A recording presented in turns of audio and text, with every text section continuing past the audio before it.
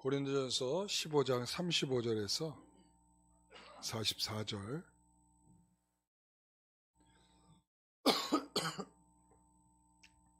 우리 함께 봉독하겠습니다.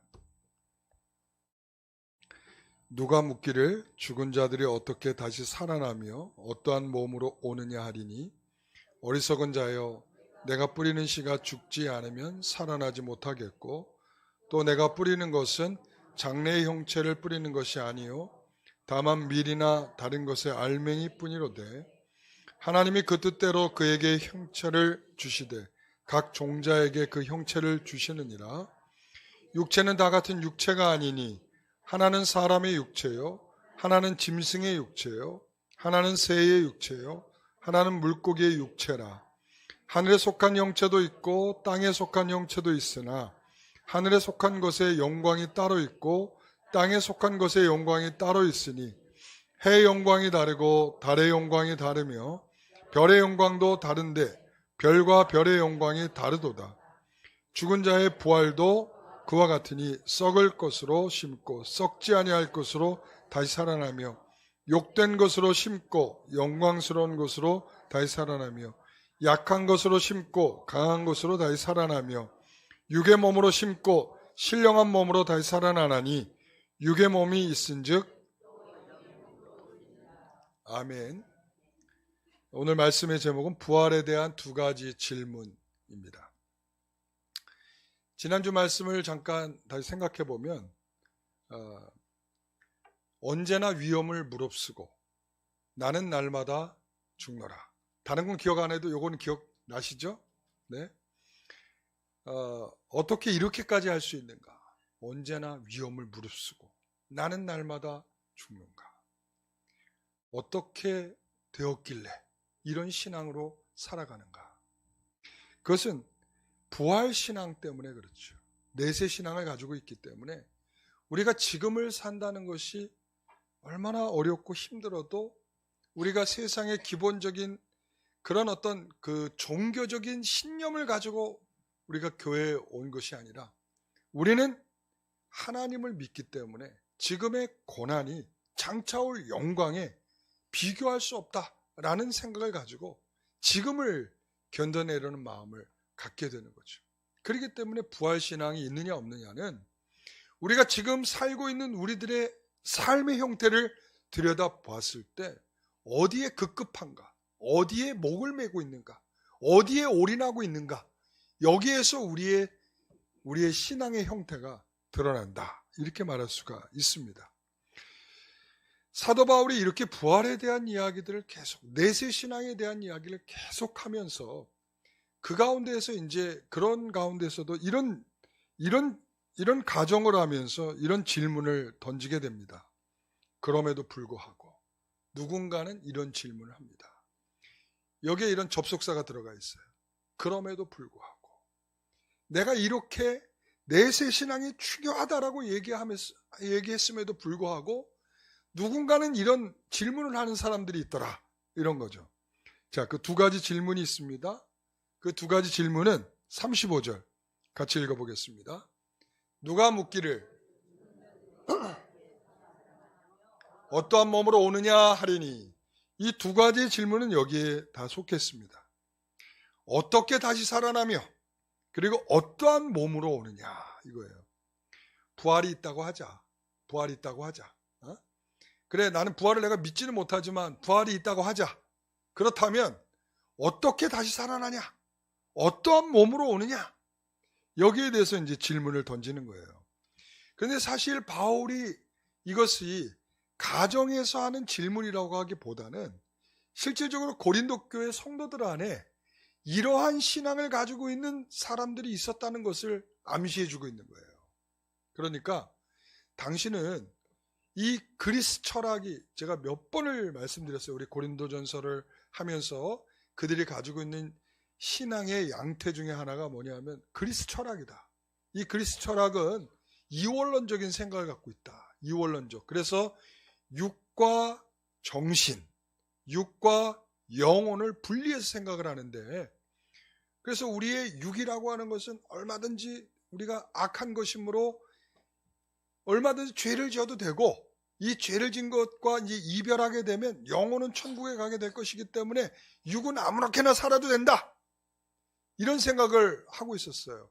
그래서 육은 뭐다? 악한 것이다. 육은 악한 것이다. 그렇기 때문에 이런 생각을 갖고 있는 사람들에게 있어서 육체로부터 탈출하는 것, 죽음이라고 하는 것은, 육체로부터 탈출하는 죽음은 그게 뭐겠어요? 구원이다. 그게 구원이라고 생각하는 거예요. 그러니까 육체로부터 탈출하는 것이 구원인데 육체를 다시 입는 부활을 그들이 생각하겠습니까? 그들의 사고 속에는 부활이라고 하는 것이 떠오르지 않는 거야. 왜 그래요? 육체를 다시 입는다는 것은 악을 다시 입게 되는 것인데, 내가 구원받았는데, 내가 육과 헤어져서 구원을 받게 되었는데 내가 다시 육을 입게 된다니 도대체 나는 그것을 용납할 수가 없어요. 어떻게 그럼 다시 육체를 뒤집어 쓴다는 말인가? 도저히 불가능하다는 것이죠. 오늘날 이것과 꼭 맞지는 않지만 오늘 우리에게도 지금 이 시대를 살고 있는 사람들에게 있어서 보게 되면 이런 생각을, 오늘날 이 시대의 정신은 뭐냐면 과학적으로예요. 과학적으로. 그러니까 과학적으로 입증되느냐 이거지. 과학적으로 입증돼야 내가 믿을 수 있는데 그건 믿음이 아니잖아요. 그렇죠? 과학적으로 입증된 사실이 무슨 믿음입니까? 그러니까 내가 과학적으로 입증되지 않는 이 부활에 대해서는 내가 다 좋다 이거야. 기독교에서 말하는 거 다 좋아. 그런데 나는 부활만큼은 내가 믿을 수가 없어. 왜? 과학적이지가 않아. 과학적이지가 않아. 그래서 이 고린도 교회 성도들 중에서 나타나는 것처럼 이런 부활에 대해서 철저하게 여러분 믿지 않는다 이렇게 말하기보다는 관심이 없다 이쪽인 것 같아요. 여러분 어떠십니까? 부활에 관심이 많으십니까? 부활에 관심이 많으십니까? 고개도 흔들리지도 않고 대답도 안 나오고, 적어도 이거 정도는 해야 되는데 이것도 없고 대답도 없고, 그럼 뭡니까? 여러분 우리는 부활에 대한 관심이 없다는 것이 오늘날 이 시대 안에 머물러 있는 성도들의 약점이에요. 내가 믿는데 뭘 믿느냐? 내가 믿는 것은 다른 종교와 다르지 않게 생각하는 거예요. 그게 뭐예요? 나 예수 믿고 우리 자녀가 잘 되고, 예수 믿고 병 고치고, 예수 믿고 복 받고, 여기에만 관심이 많다는 거죠. 사랑하는 성도 여러분, 우리 모두는 그러한 기독교의 출발일지 몰라도 기독교에 깊숙이 들어오면 들어올수록 우리가 갖는 신앙은 십자가와 부활이라는 거죠. 고난 이후에 얻게 될 영광. 그래서 지금을 사는 우리가 겪게 되는 수많은 사건들은 우리를 키우고 우리를 성장시키고 우리를 부활에 대한 마음으로 더욱 가득 채워주게 하시는 그런 은혜의 일들이라고 하는 것을 우리는 믿는 것입니다. 자, 그러니까 오늘 우리는 이 질문에 대해서 어떻게 살아나느냐, 어떠한 방식으로 존재하게 되느냐, 이런 것에 대해서 질문을 던졌을 때 사도 바울이 대답을 합니다. 바울의 대답. 자, 가로 읽어주세요. 자, 오늘 이 대답의 전반적인 줄기는 뭐냐면 연속성과 불연속성이에요. 자, 연속성과 불연속성. 여러분, 연속성과 불연속성이 무슨 말인지 아시죠? 네, 아시리라고 보고. 자, 여기서 보면 이 사도 바울이 여기에 대한 답을 하면서 첫 번째 말하는 것은 이런 거예요. 그들은 지금 어떤 철학의 근거를 두고 말하고 있어요? 그리스 철학이죠. 그러니까 자기들이 생각하는 이 이데올로기, 사상, 사고방식, 이 모든 것이 고상하다고 생각을 하는 거예요. 그러니까 지적이다, 지혜롭다, 이렇게 생각을 하고 있단 말이죠.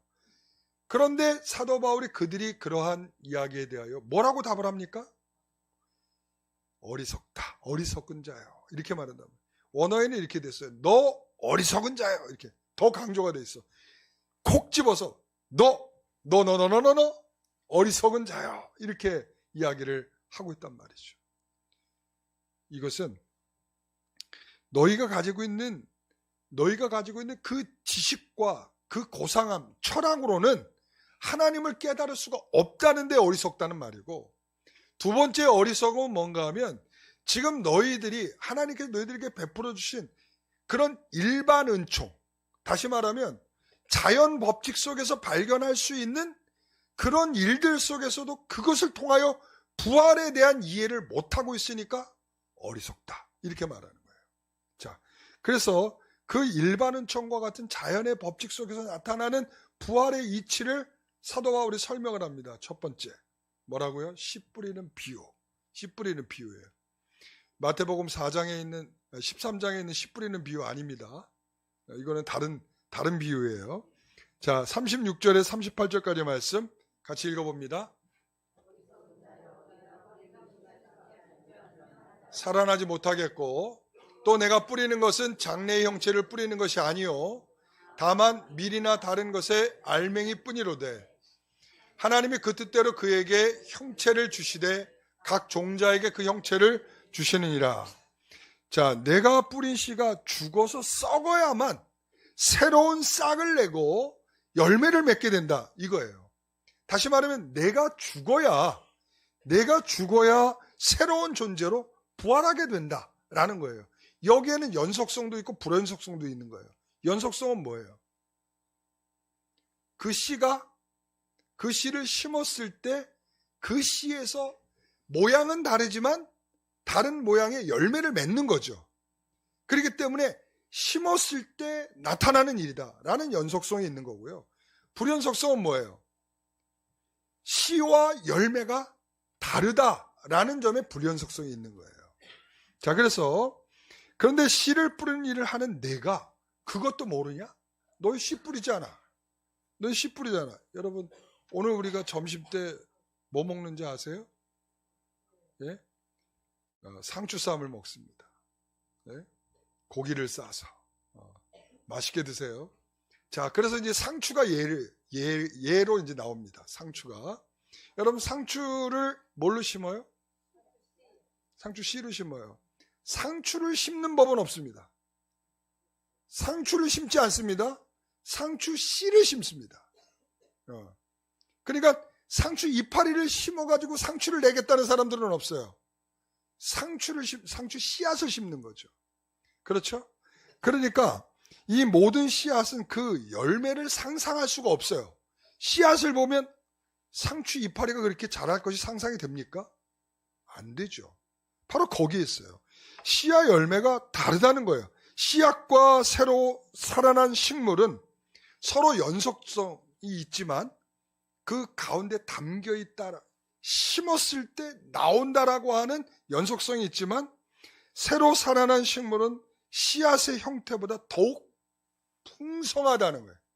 다르다는 거예요. 그렇지 않습니까? 호박으로 예를 들겠습니다. 우리가 호박씨 아시죠? 호박씨를 심어서 호박이 나옵니다. 그렇죠? 그랬을 때 이 호박씨보다 얼마나 풍성한 호박의 열매를 냅니까? 그렇지 않습니까? 호박씨도 맛있죠. 호박씨 다 까먹으면 안 되는데. 그런데 이 호박은 더 풍성해지는 거예요. 씨보다 열매가 더욱 크고 풍성하다, 여기에요. 그러니까 우리가 지금 우리가 이 육체의 부활이라고 말할 때 부활된 육체는 바로 그런 의미를 갖는 거예요. 지금의 것을 심어서 나중의 것의 열매를 맺듯이 부활의 육신을 입게 되는 것인데 더욱 어떻다? 더 풍성하다, 그 이야기를 하고 있는 거예요. 자, 그러면 우리의 영혼이 중생하듯이, 우리의 영혼이 중생해서 변화를 입듯이 우리의 육체 역시도 그런 변화를 통해서 부활의 육신을 얻게 되는 것입니다. 자, 그랬을 때 어떻게라는 질문에 이제 답을 하겠습니다. 어떻게 되는 것입니까? 자, 아까 우리 37절 말씀 같이 읽어보겠습니다. 38절. 하나님이 그 뜻대로 그에게 형체를 주시되 각 종자에게 그 형체를 주십니다. 자, 하나님이 뭐 한다고요? 그 뜻대로 이렇게 말했습니다. 그 뜻대로 그에게 형체를 주시되 라고 말하는 것은 그 형체는 부활을 말하는 것입니다. 그러니까 그 부활의 주체가 누구시라는 말이에요? 하나님이. 어떻게라는 답에는 하나님이 답이시라는 거예요. 하나님께서 부활을 주신다 이거예요. 부활을. 자, 그래서 하나님이 그 종류대로 열매를 맺게 하시는데, 자, 호박 씨에는 그 호박의 열매의 형체를 넣어 두신 겁니다. 아시겠습니까? 그 다음에 상추 씨에는 상추의 열매의 형태를 넣어 두신 겁니다. 성도에게는 부활의 믿음을 넣어 두셔서 그 부활의 형체를 입도록 하시는 겁니다. 여러분 믿으십니까?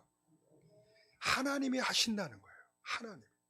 하나님이 어떻게라는 그들의 질문은 이게 어떻게 과학적으로 설명이 될 수 있어? 우리의 사고 속에는 없는 일인데 이게 어떻게 들어올 수 있어? 라고 말하지만 하나님이 하신다 이거예요. 하나님이 하신다. 여기에 우리는 주목해야 하는 것입니다. 그래서 두 번째, 다른 배경에 따라 다른 몸이 존재한다는 비유예요.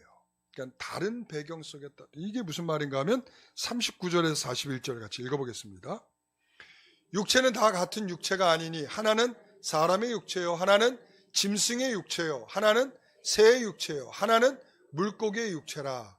하늘에 속한 형체도 있고 땅에 속한 형체도 있으나 하늘에 속한 것의 영광이 따로 있고 땅에 속한 것의 영광이 따로 있으니 해의 영광이 다르고 달의 영광이 다르며 별의 영광도 다른데 별과 별의 영광이 다르도다. 아멘. 자, 육체는 다 같은 것이 아니다 이랬어요. 그렇죠. 하늘을 날아다니는 새는 하늘을 날아야 되기 때문에 뭐가 있어야 돼요? 날개가 있어야 되죠. 물고기, 자, 물에서 헤엄치는 물고기는 뭐가 있어야 돼요? 지느러미가 있어야 되겠죠. 꼬리가 있어야 되겠죠. 그러니까 하나님께서 그 배경, 삶의 환경에 맞도록 하나님께서 그렇게 형체를 두셨다 이거야. 그래서 날아가는 새와 물고기가 같은 모양이 아니라는 거죠. 그렇죠? 그래서 하나님이 그러면서 여기서 뭐라고 얘기를 하시냐면 땅에 속한 뭐가 있고 몸이 있고 땅에 속한 형체가 있고 그리고 또한 하늘에 속한 육체가 따로 있다. 이렇게 말하는 거예요. 그러니까 땅에 살 때는 땅에 사는 육체의 모습이 있다는 거예요. 여러분 땅에 산다는 것은 뭘 의미하는 걸까요? 땅은 여러분 우리가 살아가는 데 있어서 땅이라고 하는 것은 우리가 이 세상에 사는 것을 의미하는 거겠죠. 이 세상에 사는 거. 그렇다면 이 세상에 사는 것은 어떤 삶을 삽니까? 우리가 어떻게 살죠? 자, 우리가 오래 살기를 희망하죠. 그렇죠? 근데 오래 살기를 희망하지만 거기에는 이런 게 숨어 있어요. 하루를 더 사는 것은 하루의 죄를 더 짓는 것이다. 그러니까 어떤 의미에서 보면 빨리 죽는다. 복이다. 왜 그렇습니까? 그만큼 죄를 덜 짓는 거다. 죄송합니다. 오래 살고 계신 우리 성도 여러분들한테 죄송한 이야기지만 그러니까 우리가 이 세상을 산다는 것은 무엇이 기본적인 것이냐 하면 죄라는 거예요. 죄. 그러니까 우리가 아무리 경건하게 산다고 할지라도 우리의 경건은 한계가 있어서 죄를 멀리한다고 멀리해도 죄의 지배 아래 속에서 살아가는 것이 우리들의 인생이다. 땅에 속한 육체라고 하는 것은 죄를 지을 수밖에 없는 삶 속에 있는 그런 육체를 가리키는 것입니다. 그러나 하늘에 속한 육체는 다르다는 거죠. 부활의 육체죠. 부활의 육체라는 것은 어떤 특징을 갖습니까? 이제 새로운 거죠. 자, 그래서 성경에 뭐라고 말해요? 이사야서에도 있듯이 새하늘과 새 땅에 알맞는 몸을 갖게 되는 것이죠. 그렇죠. 그러니까 새하늘에 합당한 몸이 바로 부활의 육체라는 거예요. 하늘에 속한 육체. 여러분, 이게 바로 우리에게서 이렇게 달리 육체가 있다는 거예요. 그래서 이 땅에 속한 육체는 죄를 지어서 하나님과 단절되는 육체라면, 하늘에 속한 육체는 새로운 존재 방식에 어울리는 그러한 육체다, 이렇게 말할 수가 있죠. 그러니까 여기에서 바울은 이 그리스 철학에서 말하고 있는 그들의 신앙, 뭐예요?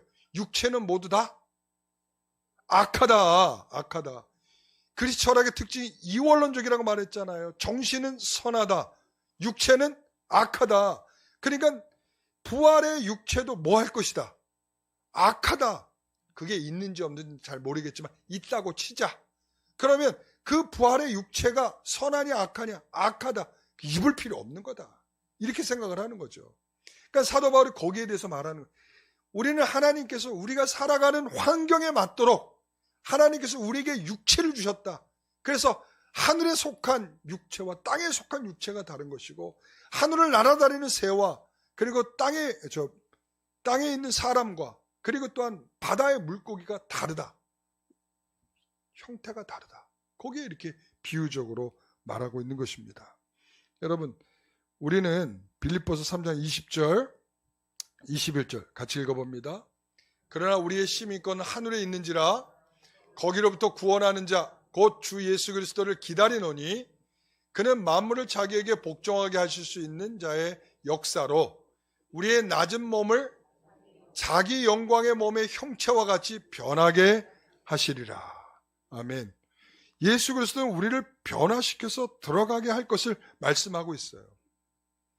지금 우리의 몸이 죽으면 부활의 육체는 변화된 육체이다 라고 말하고 있는 것입니다.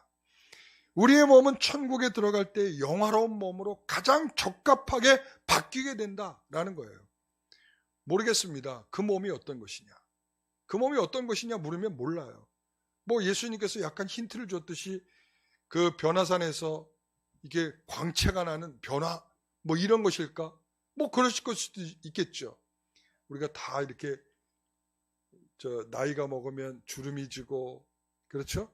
이렇게 그 변화된 몸이 있잖아요. 싫죠? 그렇죠? 우리가 나이를 먹었다는 것은, 내가 이렇게 어르신들한테 가만히 이렇게 이야기를 들어봐도 아유 이제 나이를 먹어서 주름지고 뭐 쭈글쭈글해지고 별로예요, 이렇게 얘기를 하지만, 우리가 천국에서는 주름살이 다 펴질 거다. 예? 다 주름도 펴지고, 그리고 다 웃는 상이고, 다 얼굴이 환해지고, 뭐 우리가 피부 색깔이 어떤 사람은 검고 어느 사람은 하얗고 어느 사람은 누렇고 이런데 다 일관되게 훤할 거다. 다 훤할 거다. 그러니까 지금이 가지고 있는 본바탕이 변하겠느냐? 변한다. 그런 엄청난 변화는, 자, 오늘 이 고린도서 15장에 말하고자 하는 초점이 바로 그겁니다. 이 부활이라고 하는 것은 육체의 부활이다라는 거예요. 육체의 부활. 그러니까 육체의 부활이 중요하다. 여기서 끝이 아닙니다. 이제 진짜 마지막 중요한 이야기를 해야 할 때가 되었습니다. 세 번째입니다. 자, 부활을 통해 새롭게 변화될 육체. 자, 42절에 44절 같이 읽어보겠습니다. 죽은 자의 부활도 그와 같으니 썩을 것으로 심고 썩지 아니할 것을 다시 살아나며, 육된 것으로 심고 영광스러운 것으로 다시 살아나며, 약한 것으로 심고 강한 것으로 다시 살아나며, 육의 몸으로 심고 신령한 몸으로 다시 살아나니 육의 몸이 있은직도 영의 몸도 있느니라. 아멘. 여러분, 이 세 절을 읽으면서 어떤 게 강조가 돼요? 어떤 단어가? 심고, 이거죠. 심고. 이 심는다라고 하는 게 뭐냐면 연속성을 말하는 거예요. 아까 앞에도 말했듯이 씨를 심어서 열매를 맺었다 이거예요. 그러니까 심어야 거둘 열매가 있는 거죠. 연속성이 있는 거예요. 그러나 심는 씨앗과 열매가 다르다라고 하는 점에 있어서 불연속적인 점이 있는 거죠. 자, 여기에서 보면 뭐가 강조되고 있냐면 썩은 것을 심고 썩지 아니할 것을 거두며, 욕된 것을 심고 약한 것을 심고 다시 살아나며, 육의 몸으로 심고 신령한 몸으로 다시 살아난다. 이렇게 말하고 있어요. 이건 매우 중요한 얘기죠. 여러분, 우리가 신앙생활 한다고 할 때 우리는 항상 정형화된 좋은 신자의 모델이 있어요. 그렇죠. 그러니까 여기에서는 조금 더 흐트러지는 모습이 없어야 돼. 그래서 우리 성도들이 보면, 우리 성도들이 서로 간에 우리가 좀 가식적으로 보일 때가 언젠가 하면 바로 그럴 때죠.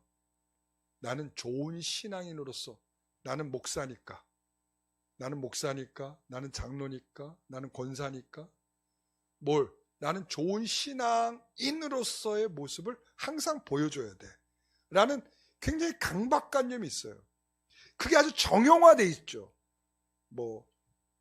그런데 이제 문제는 뭔가 하면, 오늘 우리는 정답과 상관없이 자기를 하나님께 심는 것에 굉장히 중요한 의미가 담겨 있다는 거예요.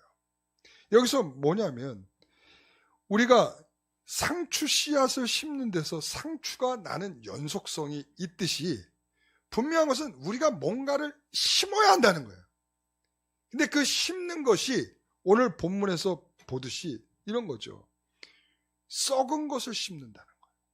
그리고 또한 욕된 것을 심고 약한 것을 심고 육의 몸을 심고 이랬어요. 저는 이것이 굉장히 중요한 것이라고 생각합니다. 여러분, 우리가 어렸을 때 크리스마스 카드 이렇게 보냈잖아요. 요즘에는 이제 크리스마스 카드 잘 안 보내지만 옛날에 그 카드의 모습을 보면 교회의 모습이 많이 들어가죠. 그렇죠? 교회의 모습, 크리스마스 카드에는 교회의 모습이 들어가요. 그런데 이 교회가 어디에 있냐면 동네에 있는 교회는 별로 없어요. 다 산속 비슷한 곳에 교회가 있어요.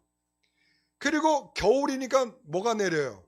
눈이 내려요. 그러니까 눈이 이렇게 소복히 내려있는 교회당, 예배당이 이렇게 그려져 있는 그런 카드가 많았어요.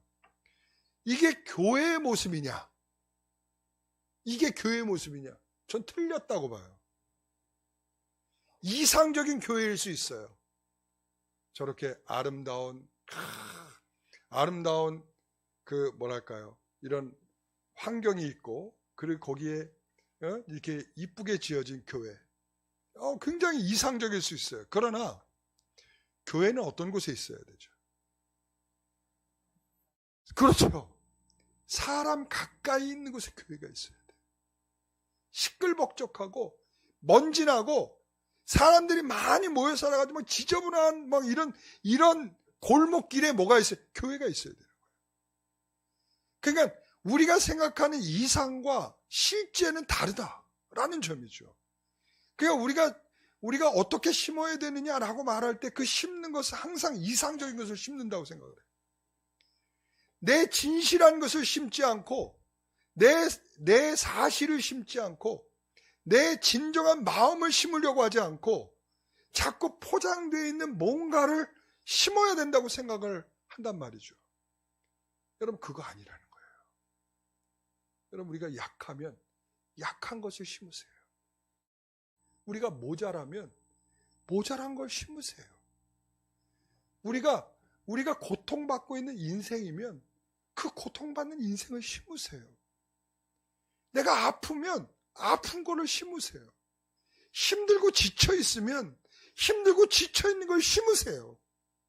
하나님이 그것을 영화롭게, 아름답게 하나님께서 바꾸시겠다라고 말씀하고 있는 겁니다. 오늘 우리는 이제 이러한 성도들 되기를 소원합니다. 그래서 저는 우리 성도들이 어떤 분들이 그렇게 말을 해요. 교회를 정하려고 하는데 하면서 교회가 큽니까 작습니까 묻더라고요. 크다고 그래야 되나 작다고 그래야 되나. 제가 잘 모르겠습니다 그랬어요. 잘 모르겠습니다. 그랬더니 그분이 하는 말이 뭐라고 하냐면 이런 얘기를 해요.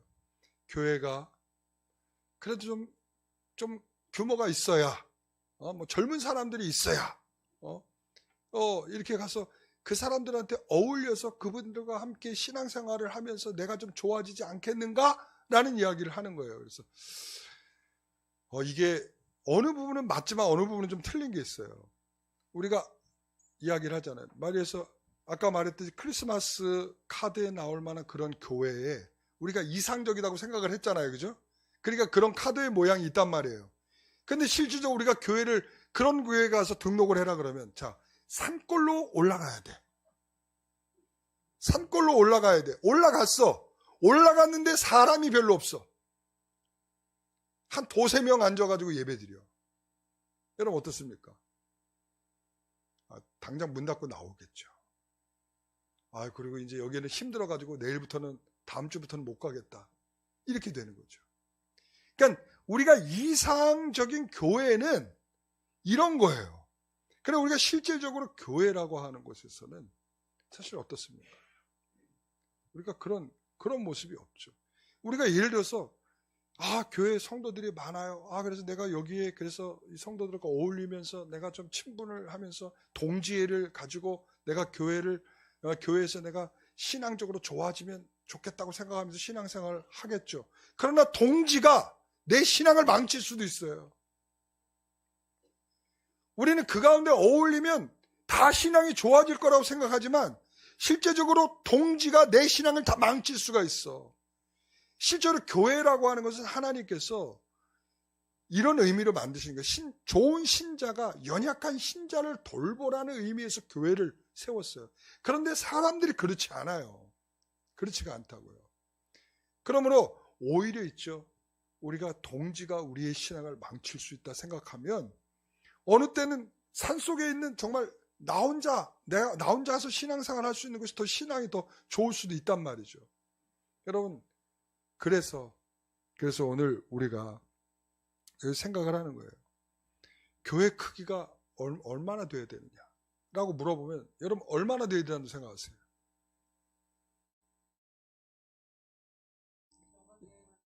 영광교회만 하면 되겠죠? 근데 여러분들 우리 처음에 이사 왔을 때 어땠어요? 내가 여러분들의 놀라운 얼굴들을 아직도 기억하고 있습니다. 저는 그게 아직도 잊혀지고 있지 않아요.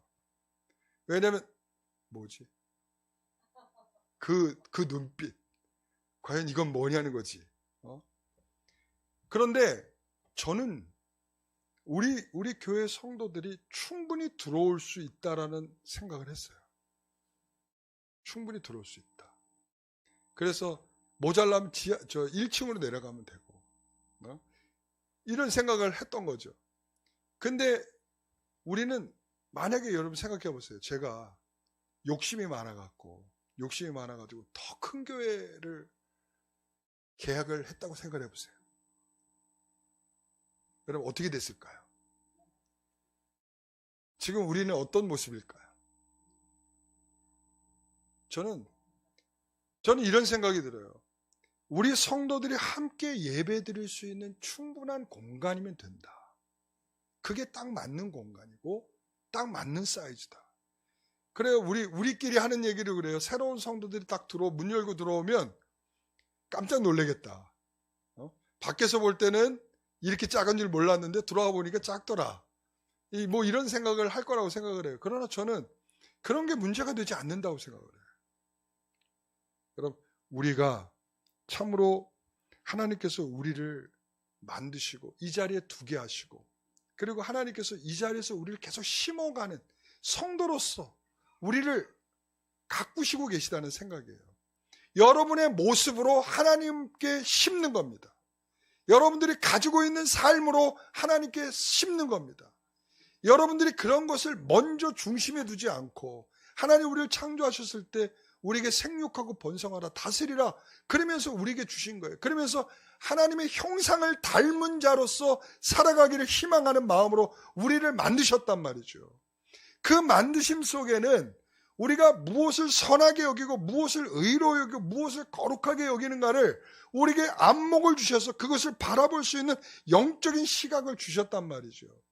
그런데 어느 날 우리가 이 땅에 속한 자가 되어서 그런 하나님께서 우리에게 만드신 거룩한 뜻을 잊어버린 그런 상태로 살아가다가 우리가 예수를 믿고 다시 회복되었을 때는 이제 그것을 조금 더 생각할 줄 아는 사람으로 우리를 살아가도록 만드신 거죠. 그때 심기 시작하는 겁니다. 내가 보이는 것만큼, 내가 할 수 있는 것만큼, 내가 육으로 드릴 수 있는 만큼. 그것이 연속적이라는 거예요. 여러분이 심지 않은 것을 거두시지 않겠다는 거예요. 여러분이 심은 육체로 하나님이 거두시겠다 말씀하고 있는 거고요. 그러나 분명한 것은 다른 모양으로 거두게 하시겠다라는 거예요. 영광스럽고 더욱 풍성하고 우리가 상상할 수 없는 우리들의 모습으로 하나님께서 지으시겠다라고 말씀하는 것입니다. 자, 그래서 로마서 12장 1절에 이렇게 말씀하는 거죠. 우리 같이 읽어볼까요? 하나님의 모든 자비하심으로 너희를 권하노니 너희 몸을 하나님이 기뻐하시는 거룩한 산 제물로 드리라 이랬습니다. 뭐를요? 너희 몸을 이랬습니다. 너희 몸을. 너희 몸을 이라고 하는 말에는 바로 오늘 여기에 우리 고린전서 15장에 있는 그 의미가 들어있는 것입니다. 약한 것을 심고 악한 것을 심고 썩을 것을 심고 네가 가지고 있는 것을 심어서 좋은 열매를 맺으라 라고 말하는 것입니다. 제가 마지막으로 이런 말씀을 드리고 싶어요. 우리의 진심을 드릴 때 그 진심으로 표현되어야 하는 부분들이 있잖아요. 적어도 진심이다 그럴 땐 말에 진심이 있어야 돼요. 그렇죠? 그리고 우리의 표현과 행동이 진심이 있어야 돼요. 그럴 때 진심이 되는 겁니다. 그러니까 우리가 가장 예를 들어서 우리가 가장 싫어하는 대상 중에 하나가 누구인가 이렇게 물어보면 전 이렇게 얘기해요. 위선자가 싫어요. 그러니까 속으로는 다른 생각을 품고 있고 겉으로 안 그런 척하면서 손 내미는 사람들이 싫어요. 그런 사람이 손 내밀 때는 손을 안 잡고 싶을 때가 많아요. 여러분 안 그러세요? 네. 여러분도 그렇잖아요. 그죠? 그런데 우리가 진심이라고 그랬을 때 안 잡는 게 진심이죠. 그렇죠? 안 잡아야 되잖아요. 그런데 나 역시도 진심이 아닌 거야. 뭐해? 잡잖아요. 그렇죠? 아무리 저 사람이 진심으로 안 하고 있어 위선적으로 하고 있다 할지라도 손을 내밀었다면 나도 위선적인 것처럼 손을 잡아줘야 되죠. 근데 저는 이렇게 뒤집어 보고 싶어요. 우리가 그 손을 잡는 것은 전 오히려 우리의 마음을 바꾸는 쪽의 위선이다. 이렇게 생각을 해요. 우리의 마음을 바꾸는 위선이다. 내가 그 사람 앞에 손을 내밀어서 예의 있게 행동을 한다면 그 예의 있게 행동하는 것이 결과적으로 내 마음을 바꿔가는 일이 될 수 있을 거다라고 생각을 해요. 쉽진 않지만. 그러니까 우리가 정직이라고 했을 때, 우리가 진실이라고 했을 때 우리의 마음, 입으로 표현하고 우리의 행동에 담는 것, 우리의 몸에 담는 것, 이런 것들이 때로는 우리의 마음까지도 바꿔낼 수 있는 중요한 방식이라고 생각을 합니다. 여러분, 표정과 말을 좋게 하는 훈련을 하세요. 표정과 말을 좋게 하는 훈련을 하세요. 그게 여러분들의 마음을 바꾸는 일이 될 것입니다. 여러분, 그게 오늘 이 말씀 속에 저는 중요한 의미를 담습니다. 우리가 아무거나 심자, 그러니까 썩을 거 심으라고 그랬으니까 나는 되는 대로 사는 거야. 나는 아무렇게나 말할 거야. 아무렇게나 표현할 거야. 이게 아니라는 거예요. 이게 아니라는 거. 여기서는 우리가 땅에 속한 것에 의해서 제한을 받고 있지만 그 제한 받는 것 속에서 우리가 하나님을 믿는 성도로서 우리가 가져야 할 기본적인 자세로 우리가 애를 쓰라는 것입니다. 위선이라고 생각하지 말고 마음을 바꿀 훈련을 위해서 표정과 말을 바꾸는 것에서 시작을 하십시오. 그러면 마음이 바뀌어지게 될 것입니다. 우리 서로가 그럴 거예요. 그러니까 저 사람 위선적이니까 손도 대충 그냥 이렇게 하거나, 여러분 요렇게 악수하시는 분들이 있어요. 요렇게 여러분 이거 아닙니다. 그럴수록 더 어떻게 해야 돼? 꽉 잡으세요. 그 꽉 잡는 행위가 여러분들의 마음을 바꾸게 할 것입니다. 심는 것을 달리하십시오. 하나님께서 좋은 것으로 열매 맺게 하실 겁니다. 기도하겠습니다. 우리는 몸을 통해 펼쳐갈 일들을 가볍게 여기지 않게 하여 주옵시고, 우리 주님의 사랑을 믿는 일이 우리 몸으로, 그 사랑을 표현하는 몸으로 찬양꾼이 되게 하여 주옵소서. 마음의 소리를 뚫고 상대방의 예의를 지키며 나 역시 괜찮은 사람이 되어가는 것인 줄 믿사오니, 하나님 안에서 우리가 좋은 것으로 심어갈 수 있는 나의 모습을 심을 수 있는, 정말 부활의 몸을 상상할 수 없는 몸으로 바꾸실 그 주님 앞에 주님의 생각으로 심을 우리 육체가 되게 하여 주옵소서.